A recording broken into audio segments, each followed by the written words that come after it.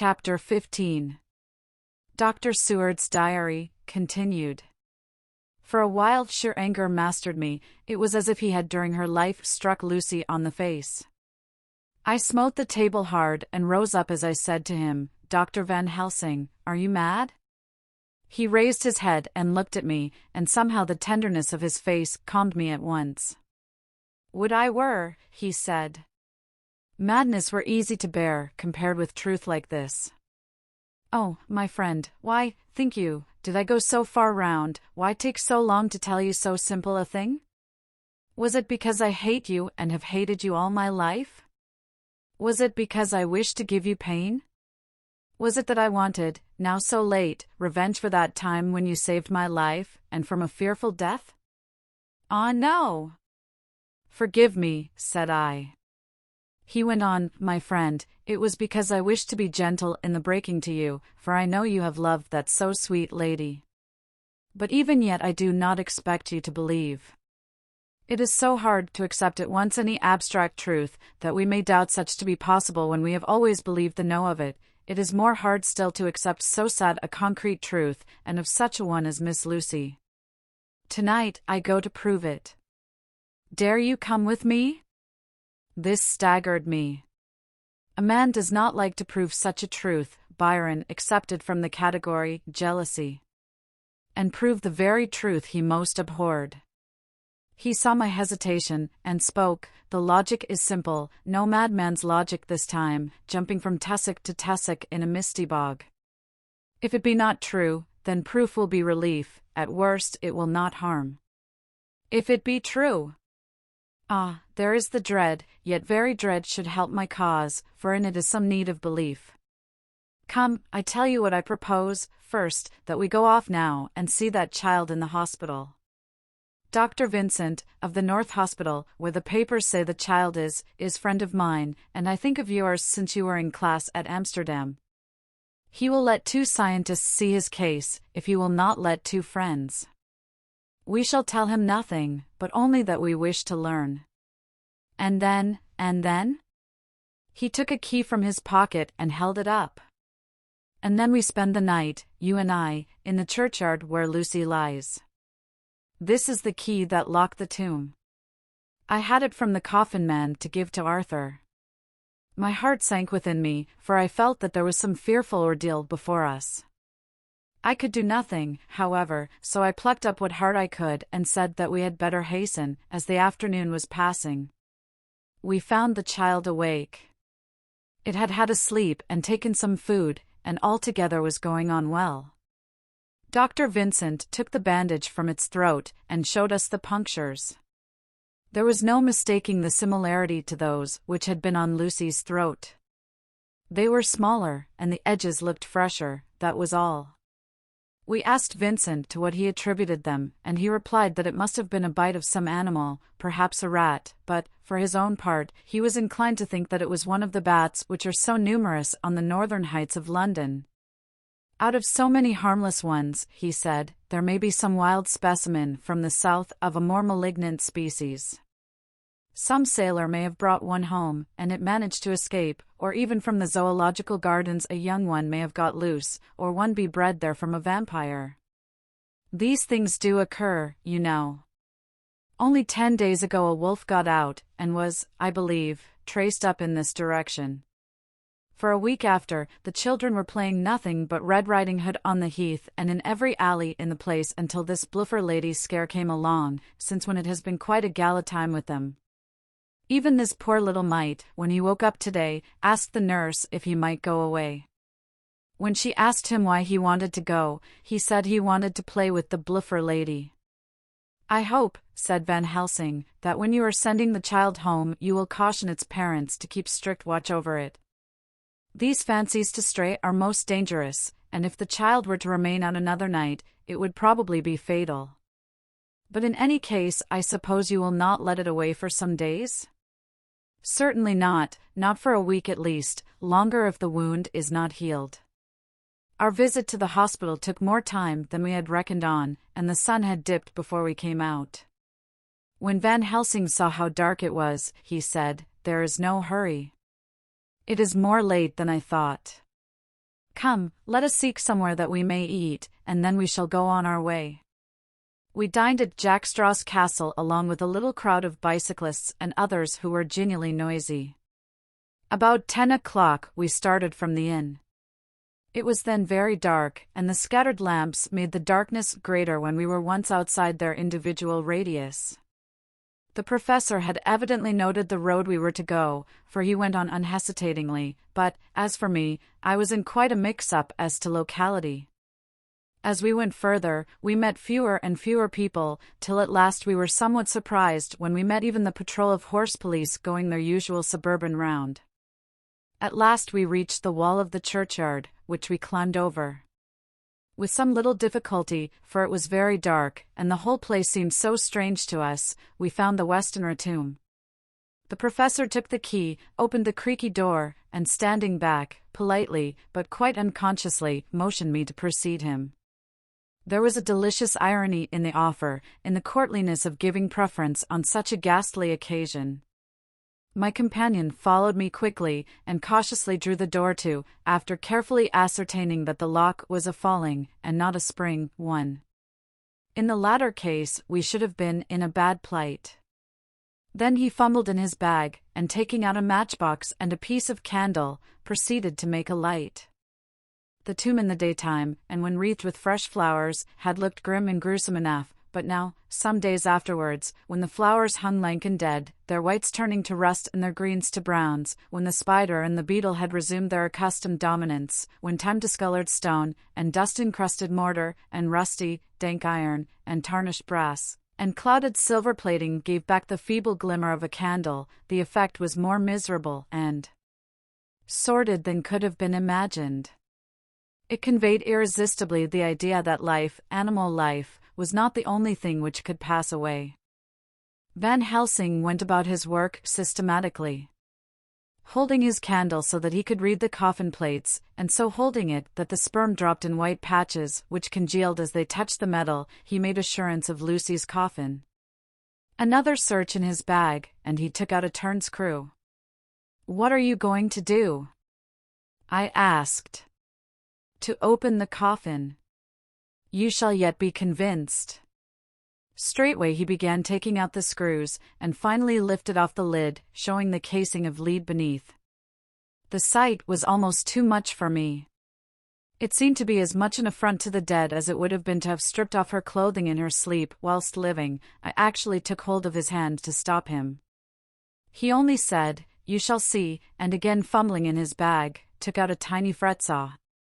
Striking the turnscrew through the lead with a swift downward stab, which made me wince, he made a small hole, which was, however, big enough to admit the point of the saw. I had expected a rush of gas from the weak old corpse. We doctors, who have had to study our dangers, have to become accustomed to such things, and I drew back towards the door. But the professor never stopped for a moment. He sawed down a couple of feet along one side of the lead coffin, and then across, and down the other side. Taking the edge of the loose flange, he bent it back towards the foot of the coffin, and holding up the candle into the aperture, motioned to me to look. I drew near and looked. The coffin was empty. It was certainly a surprise to me, and gave me a considerable shock, but Van Helsing was unmoved. He was now more sure than ever of his ground, and so emboldened to proceed in his task. "Are you satisfied now, friend John?" he asked. I felt all the dogged argumentativeness of my nature awake within me as I answered him, "I am satisfied that Lucy's body is not in that coffin, but that only proves one thing." "And what is that, friend John?" "That it is not there." "That is good logic," he said, "so far as it goes. But how can you, account for it not being there?" "Perhaps a body snatcher," I suggested. "Some of the undertaker's people may have stolen it." I felt that I was speaking folly, and yet it was the only real cause which I could suggest. The professor sighed. "Ah well," he said, "we must have more proof. Come with me." He put on the coffin lid again, gathered up all his things, and placed them in the bag, blew out the light, and placed the candle also in the bag. We opened the door, and went out. Behind us, he closed the door and locked it. He handed me the key, saying, "Will you keep it?" "You had better be assured." I laughed. It was not a very cheerful laugh, I am bound to say, as I motioned him to keep it. "A key is nothing," I said. "There may be duplicates, and anyhow it is not difficult to pick a lock of that kind." He said nothing, but put the key in his pocket. Then he told me to watch at one side of the churchyard whilst he would watch at the other. I took up my place behind a yew tree, and I saw his dark figure move until the intervening headstones and trees hid it from my sight. It was a lonely vigil. Just after I had taken my place I heard a distant clock strike 12, and in time came 1 and 2. I was chilled and unnerved, and angry with the professor for taking me on such an errand and with myself for coming. I was too cold and too sleepy to be keenly observant, and not sleepy enough to betray my trust, so altogether I had a dreary, miserable time. Suddenly, as I turned round, I thought I saw something like a white streak, moving between 2 dark yew trees at the side of the churchyard farthest from the tomb. At the same time a dark mass moved from the professor's side of the ground, and hurriedly went towards it. Then I too moved, but I had to go round headstones and railed off tombs, and I stumbled over graves. The sky was overcast, and somewhere far off an early cock crew. A little way off, beyond a line of scattered juniper trees, which marked the pathway to the church, a white, dim figure flitted in the direction of the tomb. The tomb itself was hidden by trees, and I could not see where the figure disappeared. I heard the rustle of actual movement where I had first seen the white figure, and coming over, found the professor holding in his arms a tiny child. When he saw me he held it out to me, and said, "Are you satisfied now?" "No," I said, in a way that I felt was aggressive. "Do you not see the child?" "Yes, it is a child, but who brought it here?" "And is it wounded?" I asked. "We shall see," said the professor, and with one impulse we took our way out of the churchyard, he carrying the sleeping child. When we had got some little distance away, we went into a clump of trees, and struck a match, and looked at the child's throat. It was without a scratch or scar of any kind. Was I right? I asked triumphantly. "We were just in time," said the professor thankfully. We had now to decide what we were to do with the child, and so consulted about it. If we were to take it to a police station we should have to give some account of our movements during the night. At least, we should have had to make some statement as to how we had come to find the child. So finally we decided that we would take it to the heath, and when we heard a policeman coming, would leave it where he could not fail to find it. We would then seek our way home as quickly as we could. All fell out well. At the edge of Hampstead Heath we heard a policeman's heavy tramp, and laying the child on the pathway, we waited and watched until he saw it as he flashed his lantern to and fro. We heard his exclamation of astonishment, and then we went away silently. By good chance we got a cab near the Spaniards, and drove to town. I cannot sleep, so I make this entry. But I must try to get a few hours' sleep, as Van Helsing is to call for me at noon. He insists that I shall go with him on another expedition. September 27th. It was 2 o'clock before we found a suitable opportunity for our attempt. The funeral held at noon was all completed, and the last stragglers of the mourners had taken themselves lazily away, when, looking carefully from behind a clump of alder trees, we saw the sexton lock the gate after him. We knew then that we were safe till morning did we desire it, but the professor told me that we should not want more than an hour at most. Again I felt that horrid sense of the reality of things, in which any effort of imagination seemed out of place, and I realized distinctly the perils of the law which we were incurring in our unhallowed work. Besides, I felt it was all so useless. Outrageous as it was to open a leaden coffin, to see if a woman dead nearly a week were really dead, it now seemed the height of folly to open the tomb again, when we knew, from the evidence of our own eyesight, that the coffin was empty. I shrugged my shoulders, however, and rested silent, for Van Helsing had a way of going on his own road, no matter who remonstrated. He took the key, opened the vault, and again courteously motioned me to proceed. The place was not so gruesome as last night, but oh, how unutterably mean-looking when the sunshine streamed in. Van Helsing walked over to Lucy's coffin, and I followed. He bent over and again forced back the leaden flange, and then a shock of surprise and dismay shot through me. There lay Lucy, seemingly just as we had seen her the night before her funeral. She was, if possible, more radiantly beautiful than ever, and I could not believe that she was dead.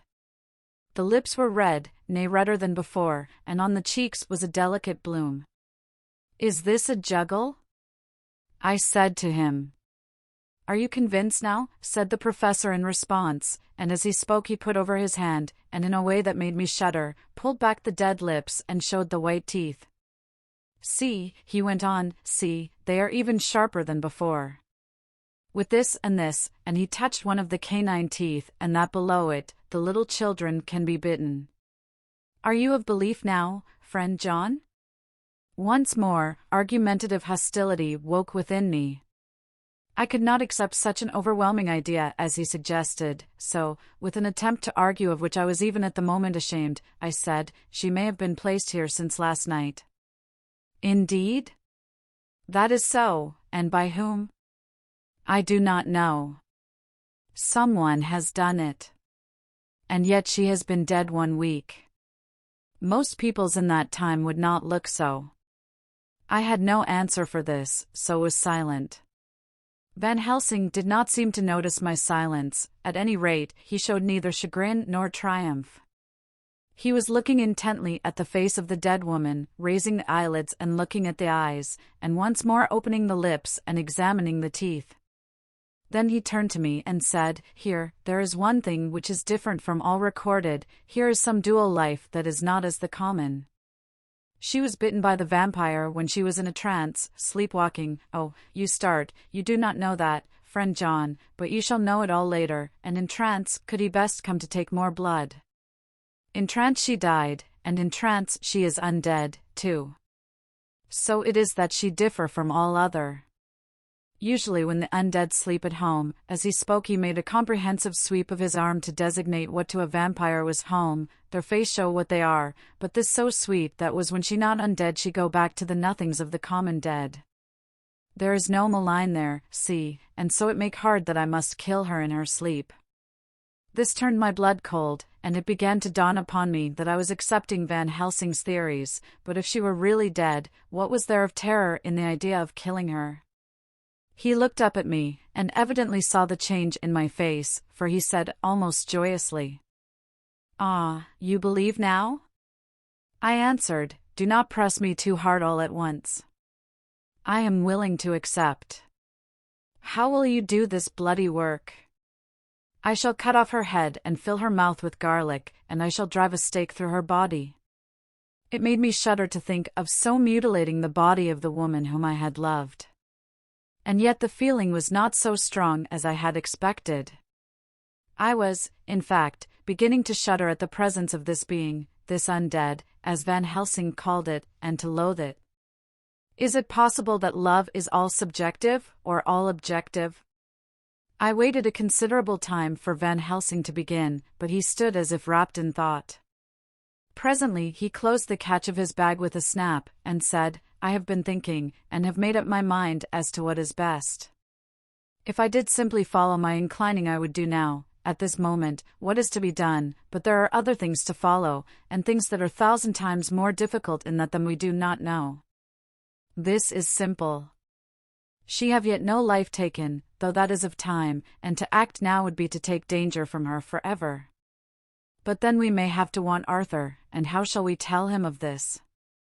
If you, who saw the wounds on Lucy's throat, and saw the wounds so similar on the child's at the hospital, if you, who saw the coffin empty last night and full today with a woman who have not changed only to be more rose and more beautiful in a whole week, after she die, if you know of this, and know of the white figure last night that brought the child to the churchyard, and yet of your own senses you did not believe, how, then, can I expect Arthur, who know none of those things, to believe? He doubted me when I took him from her kiss, when she was dying. I know he has forgiven me because in some mistaken idea I have done things that prevent him say goodbye as he ought, and he may think that in some more mistaken idea this woman was buried alive, and that in most mistake of all we have killed her. He will then argue back that it is we, mistaken ones, that have killed her by our ideas, and so he will be much unhappy always. Yet he never can be sure, and that is the worst of all. And he will sometimes think that she he loved was buried alive, and that will paint his dreams with horrors of what she must have suffered, and again, he will think that we may be right, and that his so beloved was, after all, an undead. No! I told him once, and since then I learn much. Now, since I know it is all true, 100,000 times more do I know that he must pass through the bitter waters to reach the sweet. He, poor fellow, must have 1 hour that will make the very face of heaven grow black to him, then we can act for good all round and send him peace. My mind is made up. Let us go. You return home for tonight to your asylum, and see that all be well. As for me, I shall spend the night here in this churchyard in my own way. Tomorrow night you will come to me to the Berkeley Hotel at 10 of the clock. I shall send for Arthur to come too, and also that so fine young man of America that gave his blood. Later we shall all have work to do. I come with you so far as Piccadilly and there dine, for I must be back here before the sun set. So we locked the tomb and came away, and got over the wall of the churchyard, which was not much of a task, and drove back to Piccadilly. Note left by Van Helsing in his portmanteau, Berkeley Hotel, directed to John Seward, M.D., not delivered. September 27th. Friend John, I write this in case anything should happen. I go alone to watch in that churchyard. It pleases me that the undead, Miss Lucy, shall not leave tonight, that so on the morrow night she may be more eager. Therefore I shall fix some things she like not, garlic and a crucifix, and so seal up the door of the tomb. She is young as undead, and will heed. Moreover, these are only to prevent her coming out, they may not prevail on her wanting to get in, for then the undead is desperate, and must find the line of least resistance, whatsoever it may be.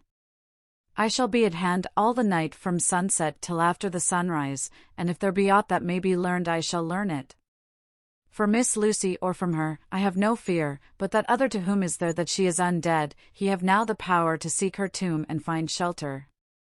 He is cunning, as I know from Mr. Jonathan and from the way that all along ye have fooled us when ye played with us for Miss Lucy's life, and we lost, and in many ways the undead are strong.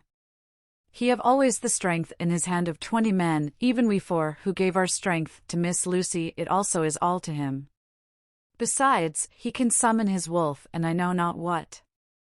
So if it be that he come thither on this night he shall find me, but none other shall, until it be too late. But it may be that he will not attempt the place.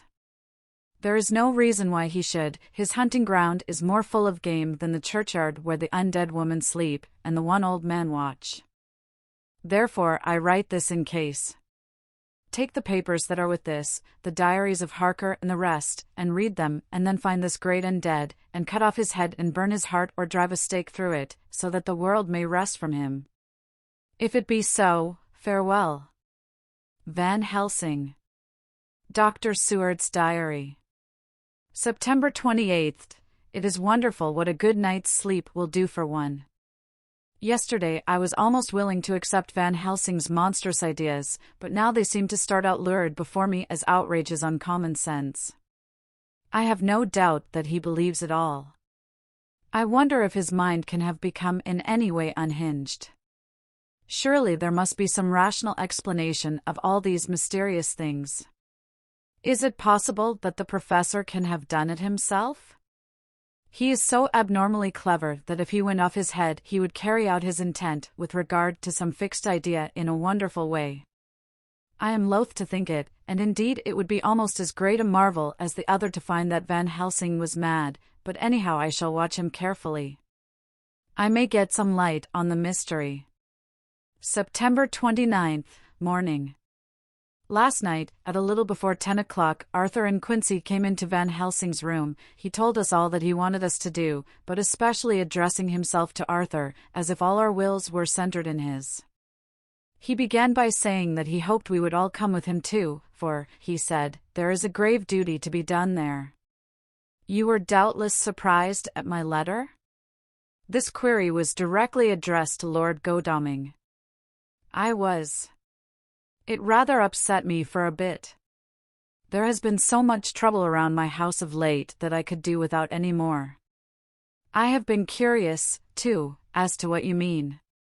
Quincy and I talked it over, but the more we talked, the more puzzled we got, till now I can say for myself that I'm about up a tree as to any meaning about anything. Me too, said Quincy Morris laconically. Oh, said the professor, then you are nearer the beginning, both of you, than friend John here, who has to go a long way back before he can even get so far as to begin. It was evident that he recognized my return to my old doubting frame of mind without my saying a word. Then, turning to the other two, he said with intense gravity, I want your permission to do what I think good this night. It is, I know, much to ask, and when you know what it is I propose to do you will know, and only then, how much. Therefore may I ask that you promise me in the dark, so that afterwards, though you may be angry with me for a time, I must not disguise from myself the possibility that such may be, you shall not blame yourselves for anything. That's frank anyhow, broke in Quincy. I'll answer for the professor. I don't quite see his drift, but I swear he's honest, and that's good enough for me. I thank you, sir, said Van Helsing proudly. I have done myself the honor of counting you one trusting friend, and such endorsement is dear to me. He held out a hand, which Quincy took. Then Arthur spoke out, Dr. Van Helsing, I don't quite like to buy a pig in a poke, as they say in Scotland, and if it be anything in which my honor as a gentleman or my faith as a Christian is concerned, I cannot make such a promise. If you can assure me that what you intend does not violate either of these two, then I give my consent at once, though for the life of me, I cannot understand what you are driving at. I accept your limitation, said Van Helsing, and all I ask of you is that if you feel it necessary to condemn any act of mine, you will first consider it well and be satisfied that it does not violate your reservations. Agreed, said Arthur, that is only fair. And now that the pourparlers are over, may I ask what it is we are to do? I want you to come with me, and to come in secret, to the churchyard at Kingstead. Arthur's face fell as he said in an amazed sort of way, where poor Lucy is buried. The professor bowed. Arthur went on, and when there? To enter the tomb. Arthur stood up. Professor, are you in earnest, or it is some monstrous joke? Pardon me, I see that you are in earnest. He sat down again, but I could see that he sat firmly and proudly, as one who is on his dignity. There was silence until he asked again, and when in the tomb? To open the coffin. This is too much, he said, angrily rising again. I am willing to be patient in all things that are reasonable, but in this desecration of the grave, of one who, he fairly choked with indignation. The professor looked pityingly at him. If I could spare you one pang, my poor friend, he said, God knows I would. But this night our feet must tread in thorny paths, or later, and forever, the feet you love must walk in paths of flame. Arthur looked up with set white face and said, Take care, sir, take care. Would it not be well to hear what I have to say? Said Van Helsing. And then you will at least know the limit of my purpose. Shall I go on? That's fair enough, broke in Morris. After a pause Van Helsing went on, evidently with an effort, Miss Lucy is dead, is it not so? Yes. Then there can be no wrong to her. But if she be not dead, Arthur jumped to his feet. Good God, he cried. What do you mean? Has there been any mistake? Has she been buried alive? He groaned in anguish that not even hope could soften. I did not say she was alive, my child, I did not think it. I go no further than to say that she might be undead. Undead? Not alive? What do you mean? Is this all a nightmare, or what is it? There are mysteries which men can only guess at, which age by age they may solve only in part. Believe me, we are now on the verge of one. But I have not done. May I cut off the head of dead Miss Lucy? Heavens and earth, no, cried Arthur in a storm of passion. Not for the wide world will I consent to any mutilation of her dead body. Dr. Van Helsing, you try me too far. What have I done to you that you should torture me so? What did that poor, sweet girl do that you should want to cast such dishonor on her grave? Are you mad to speak such things, or am I mad to listen to them? Don't dare to think more of such a desecration. I shall not give my consent to anything you do. I have a duty to do in protecting her grave from outrage, and, by God, I shall do it. Van Helsing rose up from where he had all the time been seated, and said, gravely and sternly, My Lord Godalming, I, too, have a duty to do, a duty to others, a duty to you, a duty to the dead, and, by God, I shall do it. All I ask you now is that you come with me, that you look and listen, and if when later I make the same request you do not be more eager for its fulfillment even than I am, then I shall do my duty, whatever it may seem to me. And then, to follow of your lordship's wishes I shall hold myself at your disposal, to render an account to you, when and where you will. His voice broke a little, and he went on with a voice full of pity, but, I beseech you, do not go forth in anger with me. In a long life of acts, which were often not pleasant to do, and which sometimes did wring my heart, I have never had so heavy a task as now. Believe me that if the time comes for you to change your mind towards me, one look from you will wipe away all this so sad hour, for I would do what a man can to save you from sorrow. Just think. For why should I give myself so much of labor and so much of sorrow? I have come here from my own land to do what I can of good, at the first to please my friend John, and then to help a sweet young lady, whom, too, I came to love. For her, I am ashamed to say so much, but I say it in kindness, I gave what you gave, the blood of my veins, I gave it, I, who is not, like you, her lover, but only her physician and her friend. I gave to her my nights and days, before death, after death, and if my death can do her good even now, when she is the dead undead, she shall have it freely. He said this with a very grave, sweet pride, and Arthur was much affected by it. He took the old man's hand and said in a broken voice, Oh, it is hard to think of it, and I cannot understand, but at least I shall go with you and wait.